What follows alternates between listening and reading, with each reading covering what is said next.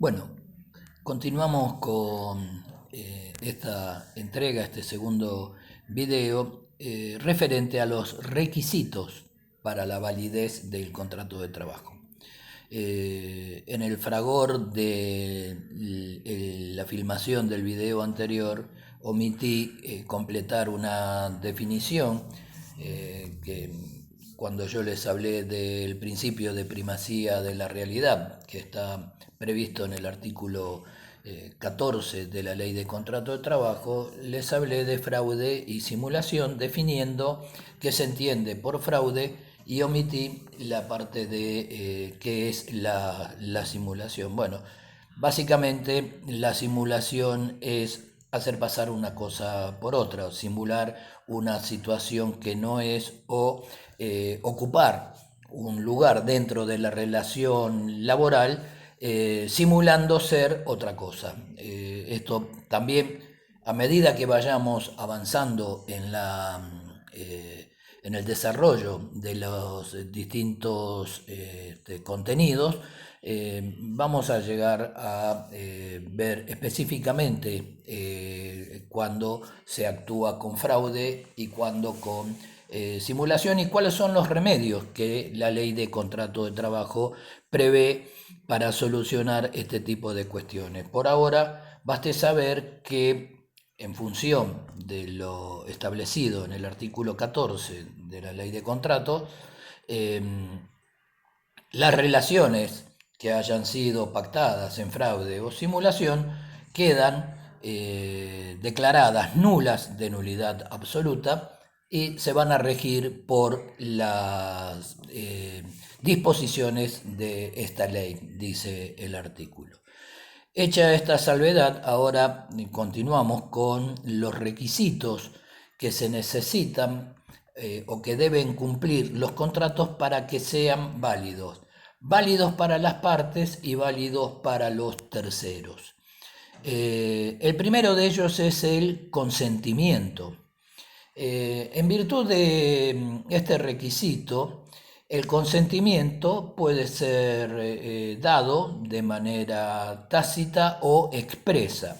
Es decir, al iniciar la relación laboral, una vez que se suscribió el contrato de trabajo, ahí las partes establecen una condición de consentir lo establecido en las pautas contractuales, de manera tal que está establecido en el contrato.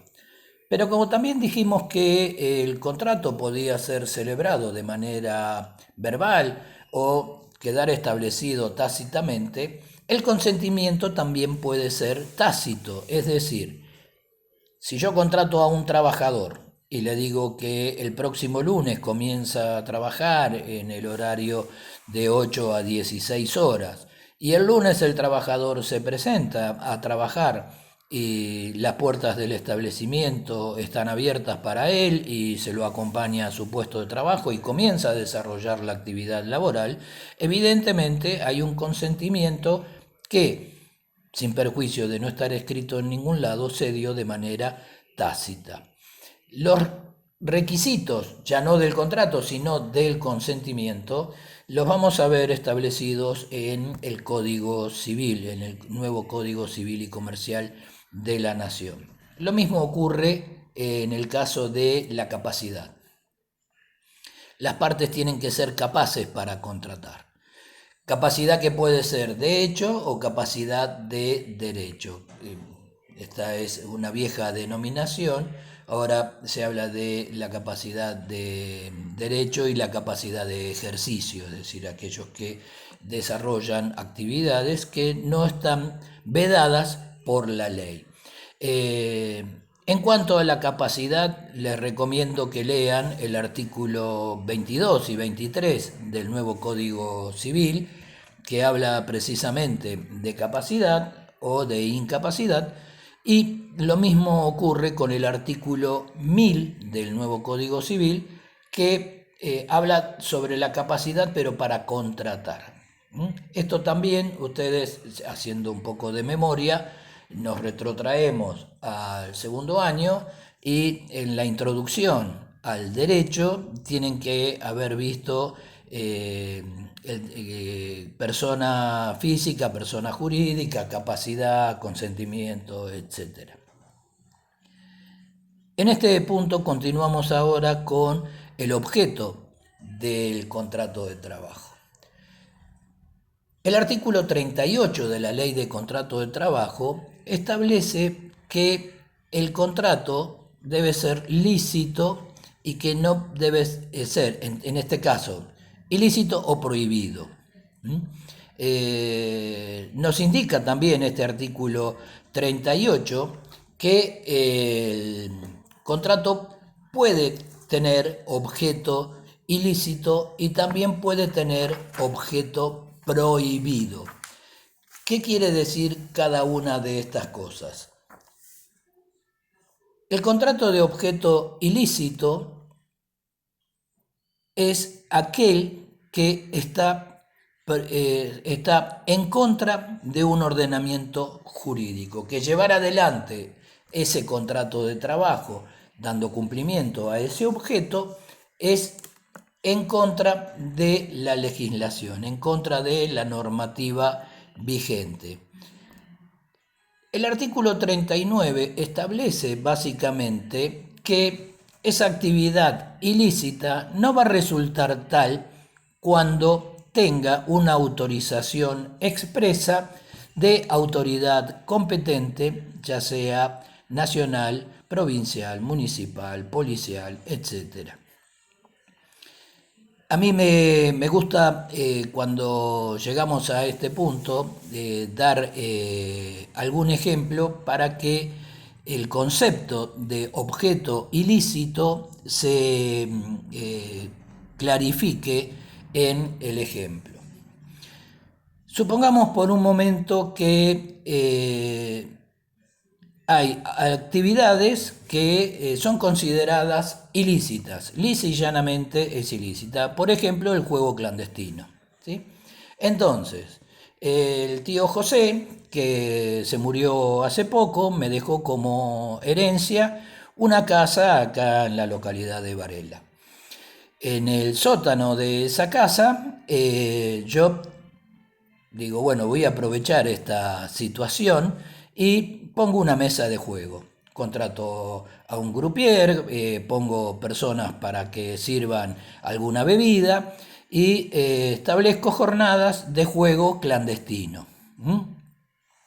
Sin ningún tipo de permiso, sin ningún tipo de autorización. Esta sería una primera parte para que ustedes tengan en cuenta. Una segunda parte sería que yo tengo un barco y ese barco lo estaciono en una dársena en Puerto Madero y solicito una autorización al gobierno de la ciudad de Buenos Aires y dentro del barco hago funcionar una casa de juegos, un bingo, con maquinitas, con ruleta, con mesas de cartas y demás. ¿Cuál es la diferencia entre una actividad y la otra?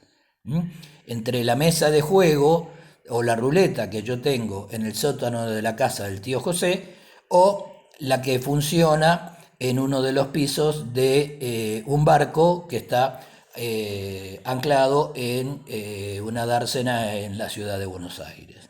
Bien, la diferencia está en que si bien las dos actividades son de objeto ilícito, una de ellas tiene una autorización para funcionar.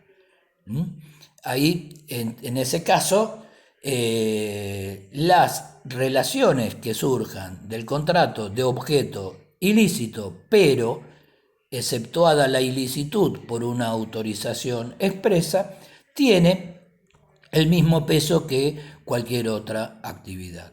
En el caso de no funcionar con una autorización expresa, el contrato no tiene efectos para ninguna de las dos partes, ni para la parte empleadora ni para la parte trabajadora. Recomiendo la lectura del artículo 38, 39 y el 40, que es el que sigue a continuación, que habla del contrato de objeto prohibido.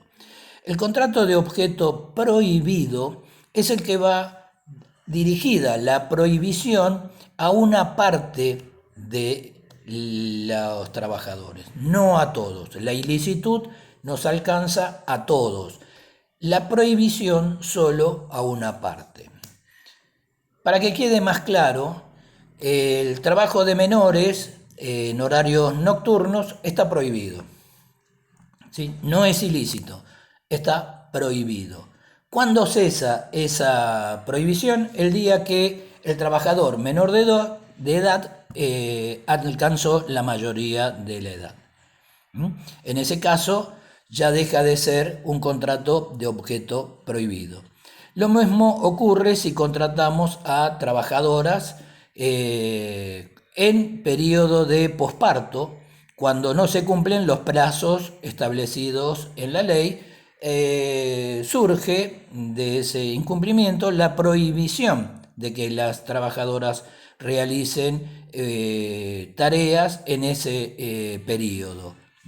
Pero finalizado el plazo de las licencias legales, automáticamente desaparece la prohibición para que las trabajadoras puedan llevar adelante su tarea. Lo mismo podemos decir de otros tipos de ejemplos, pero con estos dos me parece que alcanza para, y en el breve plazo que nos queda, para poder identificar el objeto del contrato ilícito y el objeto prohibido. En este caso, decía, la ilicitud abarca a la generalidad y no tiene consecuencias en el caso de que no tenga una autorización expresa para funcionar. En el caso de la prohibición, simplemente se cumple con el requisito de la prohibición deja de ser tal cuando los trabajadores salen de ese marco de prohibición. Una cosa importante es que en el trabajo de objeto prohibido va dirigido a los empleadores las consecuencias que surjan del incumplimiento de este artículo. Es decir, si un empleador tiene un trabajador menor de edad o una trabajadora que está en condiciones de licencia posparto, por ejemplo, y surge algún reclamo en virtud de este incumplimiento, el empleador no puede oponer como defensa que, bueno, es un contrato de objeto prohibido, por lo tanto, no tiene consecuencias. Tiene consecuencias para el empleador, no así para el trabajador. En el caso del contrato de objeto ilícito, si no tiene autorización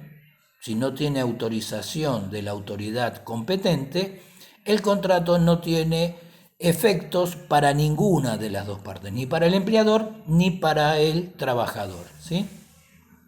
Y lo último que nos queda para terminar con esta parte de los requisitos es la forma. Entonces, los requisitos para la validez del contrato de trabajo son 4. Y estos son consentimiento, capacidad, objeto y forma. La forma, la ley establece que hay libertad de forma, salvo que algunos casos específicos están establecidos en la ley, requieran de una formalidad especial. Esto lo vamos a ver también ahora a continuación. Mientras tanto, hasta que vayamos al otro video, tengan en cuenta entonces que el contrato de trabajo tiene características propias y que tiene requisitos de validez. Vimos ya las características y ahora vimos los requisitos de validez. Es importante poder definirlos e identificarlos para poder saber cuándo estamos en presencia de un contrato de trabajo válido y que ese contrato de trabajo pueda tener efectos jurídicos para las partes y para terceros.